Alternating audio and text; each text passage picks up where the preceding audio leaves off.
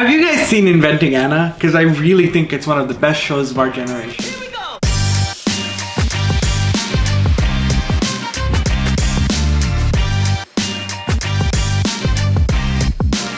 Hi, I'm Karim. I'm a creator and entrepreneur living in the Netherlands, trying to give you a good idea of what it's like to actually live here. So if you're a big fan of popular culture, personal growth, some fun stories with your friends, all of the struggles of the mess of growing up, then this is really the channel for you. Today, I thought I'd jump on here to talk about the idea of reinventing yourself.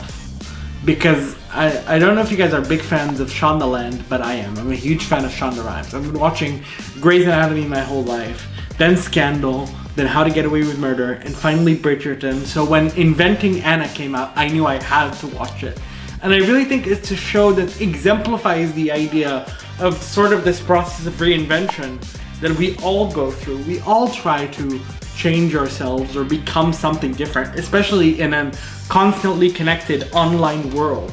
You try to build this narrative, and Anna's example is sort of this thing that's gone wrong, in the sense of that's what happens when you take the story of reinventing yourself and becoming someone else a bit too far. Before we start, I'd just like to say this isn't about Anna Delvey's story. This isn't about the real Anna Delvey and everything that happened to her. This is purely sort of an examination of the ideas that were presented within the show and those characters. So first, let me tell you a bit about what I think about the show as a whole. I really think it's a compelling story and it grips you. It's sort of that story where you're on the edge of your seat all the time. I think all of the acting was phenomenal. I think the setting of it all was very powerful, and it was done very, very well. I don't really like sort of newer shows usually. I'm much more into the shows that came out in the late 2000s, early 2010s. But this is a show that I'm probably gonna watch again and again because just the characters are so damn compelling. And who else has done a story like Anna's? Who else has done that, left that sort of stain on popular culture of pretending you're a huge heiress and scamming all these people for your entrepreneurial dreams? Say what you will, it was very, very intriguing, and I, for one, am very curious to hear more and read the book that Rachel actually published and know more about that story, because you don't often get that today, where people almost get away with it. Focusing a bit on Anna, I really admired the way the narrative was portrayed of how VIVIAN was obsessed with the idea of Anna and slowly peeled back. What are you looking at? Her name is Anna Delvey, or Anna Sorokin, no one's sure. She's either a mega-rich German heiress or she's flat broke, and maybe she's Russian. Vivian, that's the point, no one knows. Whoever she is, the DA's office just extradited her from LA, and she's being arraigned today. I'm going down to the courthouse now, so. The narrative of Anna Delvey, who will come later to know as Anna Sorokin, and how we find out sort of the fact that it's so nuanced and the narratives that are told are so different that you can't really know what's happening, or at least I felt that way. By the end, I had no idea if Anna was actually the German girl who came from an Eastern European background and hated her life as an immigrant and wanted to become so much that she snapped, or if that's another sort of layer to it and we're gonna find out more. But that's what's so fascinating about it. And I find it really cool that it was the whole, okay, I hate my life, so I'm gonna put in all of this effort to become this character that people are gonna fall in love with on social media. But the funny thing about Anna's story in particular was that there's a sort of swing. She's constantly recreating, she's constantly reinventing to appease the person she's trying to connect to. And we see that when she tries to approach the banks. When she tries to approach the banks are very conservative institutions. And convincing the lawyer guy to work with her was a very sort of important task for her. And we see her immediately switch into this different character. She goes from being glitzy and glam and fun, the type of character that impresses someone like the designer guy because of how embedded she is into the idea of old money. That bitch was flawless. People like that are born with taste. I don't mean fashion sense, I mean real taste. Anna was understated, elegant, Alaya, Balenciaga, Dior. She knew all the right things to say and do. To this very serious entrepreneur that wants everything and wants to build something. And so it's very interesting the different shades she plays around with, and I really think the actress behind the character did a phenomenal job with showcasing all these different nuances of Anna. But the funny thing is, Anna isn't the only character that goes through reinvention throughout that story. She's the prime example of how it can go too far and you piss off lots of massive organizations and you end up in jail. She's the prime example of when you bend the truth a bit too much or create a narrative that's entirely false to fit your needs and then it backfires on you. But I think all the characters around her showcase different layers of reinvention. Take someone like Vivian, for example, who fell off because of a mistake she did in her career and was so obsessed with getting that mojo back and becoming a good, sort of not being in Scriberia, as they called it in the show, and becoming a good journalist again, that she did everything she could for that story. I know it's exaggerated from the reality, but I really felt the scene that was very impactful to me was when she was this close to giving birth, yet still fucking typing on that story and leaving her baby at home to pursue the root of Anna's history back in Germany and her Eastern European sort of ancestry and figure out that story. And it really showcases how by the end, the obsession took her a bit too far. And it was still there, even in the trial.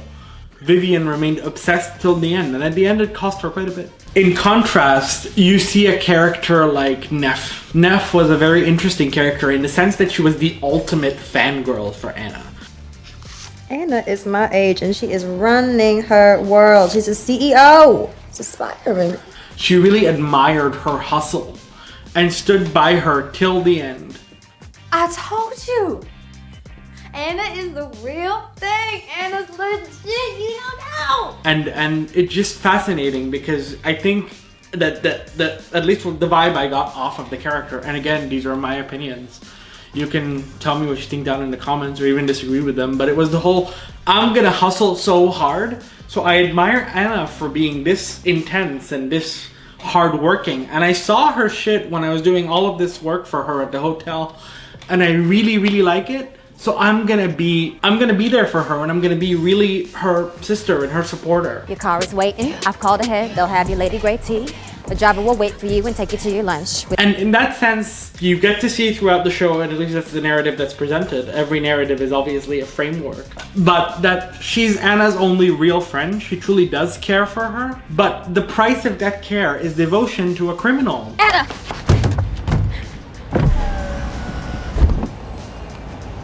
The money I owe you? I am sorry about what I said. I should not have accused you. You need to get away from all these basic bitches. You're about to run this place now. I'm taking a trip. Somewhere fun. You want to come? I can't. I don't have any more days off. Because at the end of the day, no matter how intriguing or interesting it is, Anna is a criminal who messed with a lot of people's resources and ideas and emotions and bent them in ways you shouldn't bend them. If we're looking at it from a legality and morality perspective, she really fucked up. But hey, it's also makes for an interesting story, right? The funny thing is, when you look at the contrast between Neff and Rachel, Rachel sort of went through an accidental reinvention. In the beginning, her friendship with Anna as the socialite and the influencer was very intentional, right? Rachel wanted to be part of that crowd, wanted to be connected to an it girl. But then she went through the whole thing in Morocco and the scam and the crying to the Amex. No, please, do not hang up. I am in Morocco, and I do not want this to come across as xenophobic because this is an incredibly beautiful country with lovely and kind people, but at the end of the day, she sort of came out on top because she got to write a book about it, make a ton off of a book deal, and got the money back from Amex. Which, yeah, it's just interesting to see how these are all different facets of a sort of similar story. Even with a character like Todd, Anna's lawyer, who was really obsessed with painting this picture of Anna so that he could be this big shot lawyer that won that case. Everyone in that show wants to be something or another, and I find that a very important idea to exemplify reinvention. Let's recap a bit. We have each character showcasing a different facet of reinvention. Anna showcases reinventing yourself too far and really having no boundaries or no sense of limits. of where you'll end at reinvention and sort of when your intellect takes you too far away. Vivian and TODD represent the obsession of reinvention itself and how wanting to become something so bad can consume you. NEFF sort of to me represents this innocent, idealistic hustle reinventor vibe, which is I want to become this big shot director, and I think by the end of the show they showcase us that she does become that, and the admiration of people who can reinvent themselves. Rachel is more of an accident, not necessarily a good accident because she went through a lot emotionally, and I really feel for the character, and I assume I would feel for the person as well if the stories are the same.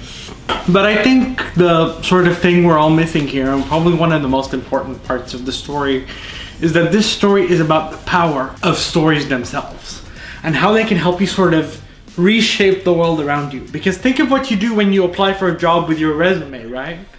Or when you present yourself on social media, like a video like this. You're building a certain idea, a certain story of who you are. So in a way, we all reinvent ourselves, especially in a market like the Netherlands, where we all have to be this certain thing in order to be accepted, whether it's for your new position or by our partners. We all sort of shape ourselves in certain ways, or at least portray ourselves with certain masks, depending on the environment that we're in or what is needed of us at that specific moment. But this is just an example of how if you really push that and if you really believe in that idea and that goes a bit too far and you snap, things can get worse. So it's about being careful and being more aware of the kind of power you have over yourself, but also over others. A good friend of mine always tells me your voice has power. And that's important because at least someone like me who's trying to create videos for you, who can like make it fun or make it creative or whatever, should also be very careful what I say because it reflects on me, right? And I'm sure you feel the same when you talk to your friends or to your boss if you have a job, or to your teachers. You're always careful of what you say, of that image that you portray. And it's very interesting that there are stories in this world that really reflect that. And I think it's really good to sort of get that as a cautionary tale. You know, if there were no cautionary tales, where would we be in life? And that was it today on Inventing Anna and the idea of reinventing yourself, not just as a creator or as a business person, but as an expat. If you like ideas like these, if you like discussing media in depth, if you like videos about growing up, about entrepreneurship, about creativity, then this really is the channel for you. Click subscribe so that you can stick around with us and we can have a lot of fun together. So yeah, and with that, have a super duper day. Be kind to one another, stay connected, stay aligned, and see you next time.